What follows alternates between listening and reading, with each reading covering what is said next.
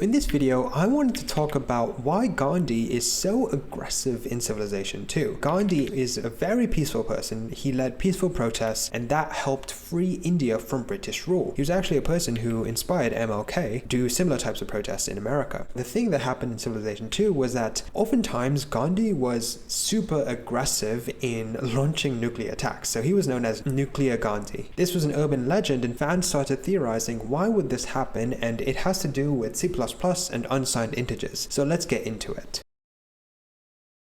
The way the fans theorized it worked in Civilization is that we had an unsigned uint8 for a variable called democracy. Democracy determines how peaceful or how aggressive you are. So what fans theorized was that the democracy value for uint8 can go between 0 and 255. So obviously 0 might mean somebody has the lowest aggression as a world leader, and 255 might mean that they have the highest aggression. Someone like Genghis Khan could have a very high value, whereas someone like Gandhi would have a really low value. Fans theorized that Gandhi had a really low value here, and then in certain situations you can actually lower the value even further if you're trying to go with a democratic route. And since Gandhi already had a really low value, let's say something like 1, fans theorize that if you reduce your democracy to 0 and then below 0, it actually goes all the way to 255.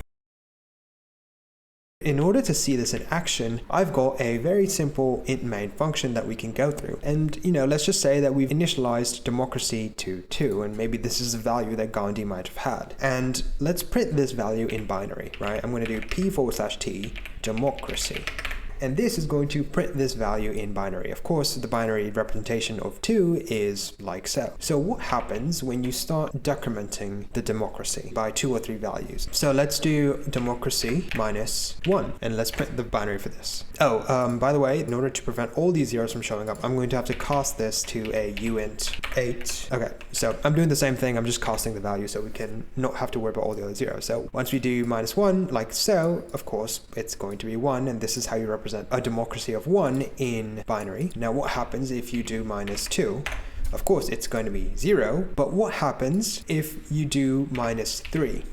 This is where it gets interesting. All the bits get set to 1, and that's because this is an unsigned integer. So this is how unsigned integers work. If you go to a value less than 0, it gets reversed, and it happens to have this underflow situation where it goes all the way to the max number. So we can see this clearly if we convert this to an unsigned integer and print it like so, we'll see that the value gets set to 255. And so this is what fans were theorizing, that the leaders would have some sort of democracy value like this, and because Gandhi had such a low value, if it went below 0 because of some, situation in the game, it actually would go all the way up to 255. That would give him the name Nuclear Gandhi, because he kind of really liked nuking people all the time.